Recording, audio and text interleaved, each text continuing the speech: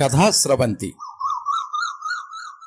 శ్రీ కస్తూరి మురళీకృష్ణ, శ్రీ కోడిహళ్లి మురళీమోహన్, శ్రీ కొల్లూరి సోమశంకర్ గార్ల సంపాదకత్వంలో వెలువడిన రామకథాసుధ కథల సంకలనం నుండి రామలీల కథ. రచన టెంపోరావు. వినిపిస్తున్నవారు పప్పు భోగారావు.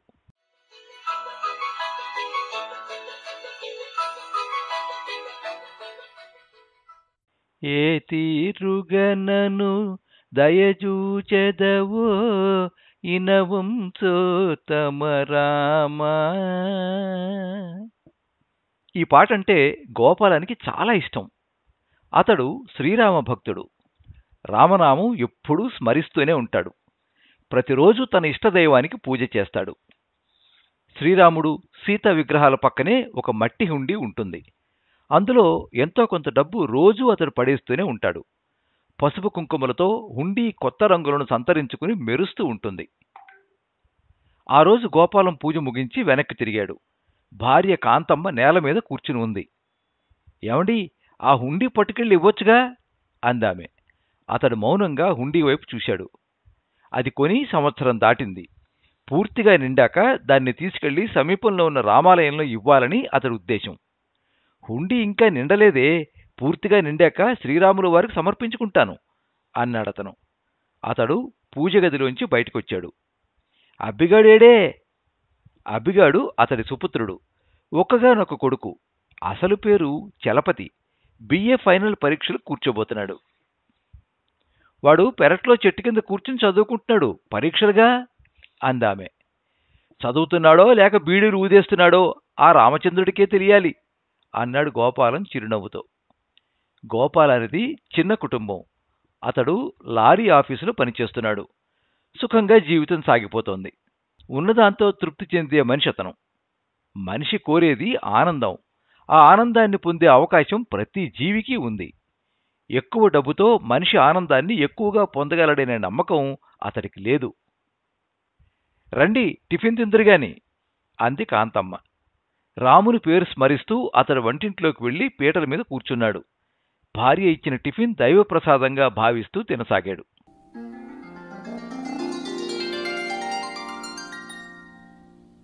గోదావరి నది ఒడ్డున నలుగురు మిత్రులు కూర్చున్నారు.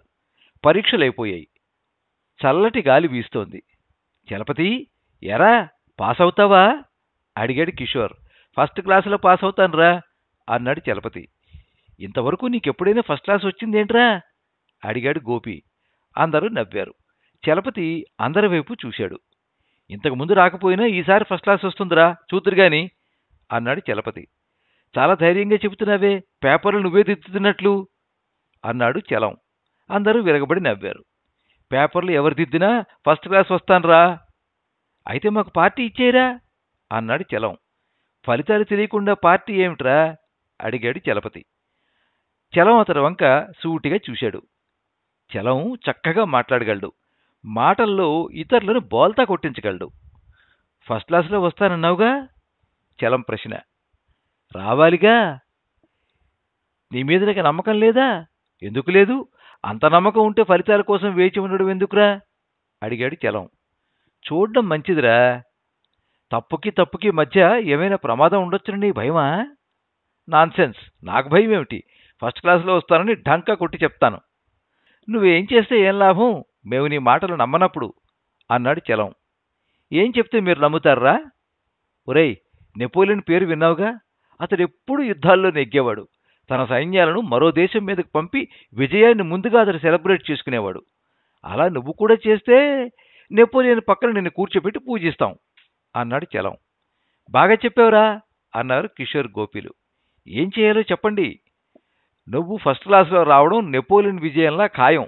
మాకు పార్టీ ఇచ్చేయి అన్నాడు చలం. ఇస్తాన్లేరా అన్నాడు చలపతికి వాదించలేక.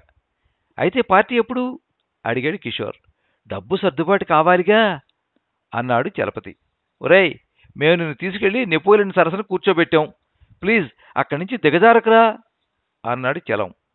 అవసరమైతే మేం చందాలేసుకుని నీకు అప్పు ఇస్తాం అన్నాడు గోపి. అప్పు గిప్పు వద్దులేరా, రేపు రాత్రి పార్టీ హోటల్ డీలక్స్లో అన్నాడు చలం. అలాగేరా. దోశలతో చాలదు, విస్కీ, బీర్ గోదావరి జలంలో ప్రవహించాలి అన్నాడు గోపి. అన్నింటికీ ఒప్పుకుంటున్నాను. డబ్బుతో రావాలరా, లేకపోతే అందరం పప్పు రుబ్బాలి అన్నాడు చలం. అందరూ గొల్లున నవ్వారు.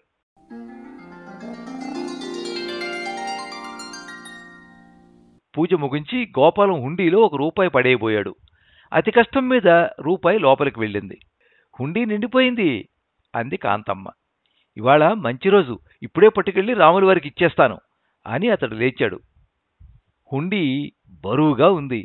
పట్టుగుడ్డలో దాన్ని చుట్టి కట్టాడు. హుండీని పట్టుకుని రామనామం స్మరిస్తూ సమీపంలో ఉన్న రామాలయం వైపు అడుగులేశాడు.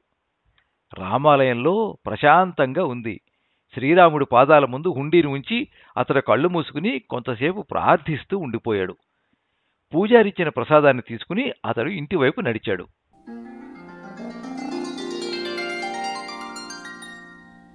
దినపత్రికలో ముద్రించిన నంబర్ను అతడు 10 సార్లు చూశాడు. తను కొన్న లాటరీ టికెట్ అదే. మొదటి బహుమతి 30 లక్షలు తనకొచ్చింది. రామనామం జపిస్తూ అతడు కళ్ళు మూసుకున్నాడు. కాంతం పిలిచాడు. అతడి భార్య వచ్చి ఎదురుగా నిలబడింది. కాంతం, ఆ శ్రీరాముడు తలుచుకుంటే కాకిని కోకిలగా మార్చగలడు అన్నాడతను. ఏమైంది? ఆ మధ్య లాటరీ టికెట్ కొన్నాను, గుర్తుందా? 30 లక్షలు మొదటి బహుమతి శ్రీరాముడు మనకిచ్చాడు. అంత డబ్బు ఎందుకిచ్చాడో? 30 లక్షలా అరిచింది కాంతమ్మ. ఆమె గుండె వేగంగా కుట్టుకుంటోంది. ఆమె నేల మీద గెంతుతోంది. పట్టలేని ఆనందంతో ఉక్కిరిబిక్కిరవుతోంది. వరదలా కొట్టుకొచ్చిన అదృష్టాన్ని భరించలేక ఆమె సతమతం అవుతోంది. గోపాలం ఆమె వైపు చూశాడు. అతడి కళ్ళు నీళ్లతో నిండాయి. కాంతం, 30 లక్షలు వస్తున్నాయని వినగానే నువ్వు భూమి మీద నిలబడలేకపోతున్నావు. ధనప్రీతి నీ సహజస్థితిని తారుమారు చేసేసింది అన్నాడతను. నాన్నా, ఎవరో పిలిచారు. వెనువెంటనే చలపతి అతడి ముందుకు ఏడుస్తూ వచ్చాడు. అబ్బిగా, ఎందుకు ఏడుస్తున్నావు? ఫెయిల్ అయ్యాను. నేను చేసిన ఘోర పాపం నన్ను బెడిసికొట్టింది అన్నాడు చలపతి. అంత పాపం ఏం చేశావురా? నాన్న, నన్ను క్షమించు. పూజగదిలో ఉన్న హుండీ పగలగొట్టి అందులోని డబ్బంతా తీసుకుని నా మిత్రులకు పార్టీ ఇచ్చాను. కలగని ఉంటావురా, ఆ హుండీ అక్కడే ఉంది. 3 రోజుల క్రితం పట్టుకెళ్ళి దాన్ని శ్రీరాముల వారికి అర్పించాను. అది నేను వేరే కొని అక్కడ పెట్టిన హుండీ నాన్న. కొత్తది కొని దానికి పసుపు కుంకుమను పులివాను. అందులో కొండ పెంకులు, కొబ్బరి పెంకులు పడేసి అక్కడ పెట్టాను అన్నాడు చలపతి. పాపాత్ముడా అని అరిచి గోపాలం కళ్ళు మూసుకున్నాడు. రామనామం స్మరిస్తూ కొంతసేపు ఉండిపోయాడు. ఏమండీ? అతడు కళ్ళు తెరిచి చూశాడు. కాంతమ్మ ఎదురుగా ఉంది. విచిత్రంగా ఉందండి. రామాలయానికి మీరు తీసుకెళ్లి అర్పించిన కొండ పెంకులు, కొబ్బరి పెంకులకు ప్రతిఫలంగా 30 లక్షల శ్రీరాముడు మీకు ఇచ్చాడా అందామె. శాంతంగా గోపాలం భార్య వైపు చూశాడు. అతడి కళ్ళు జ్యోతుల్లా ప్రకాశిస్తున్నాయి.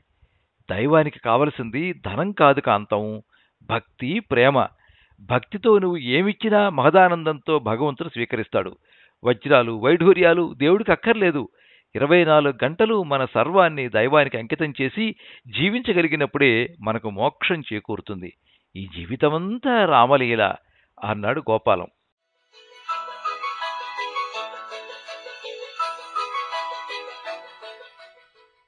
మీరింతవరకు రామలీల కథ విన్నారు. రచన టెంపోరావు. వినిపించిన వారు పప్పు భోగారావు. ఈ కథ 1982 సంవత్సరం మే నెల యువ మాసపత్రికలో ప్రచురించబడింది. ఈ కథ మీద మీ అమూల్యమైన అభిప్రాయాన్ని కింద కామెంట్ బాక్స్లో రాయండి. ఈ వీడియోని లైక్ చేయండి, మీ మిత్రులందరికీ షేర్ చేయండి. ఇలాంటి మరిన్ని మంచి కథలు వినిపించడానికి ఈ ఛానల్ని సబ్స్క్రైబ్ చేసుకోండి. పక్కనే ఉండే బెల్ ఐకాన్ని క్లిక్ చేస్తే ఇలా అప్లోడ్ చేసే వీడియోల వివరాలన్నీ కూడా మీకు ఎప్పటికప్పుడు నోటిఫికేషన్ ద్వారా తెలుస్తాయి. ఎప్పుడు మీ అభిమానాన్ని కోరుకునే పప్పు భోగారావు. సర్వే జనాః సుఖినో భవంతు. కథా స్రవంతి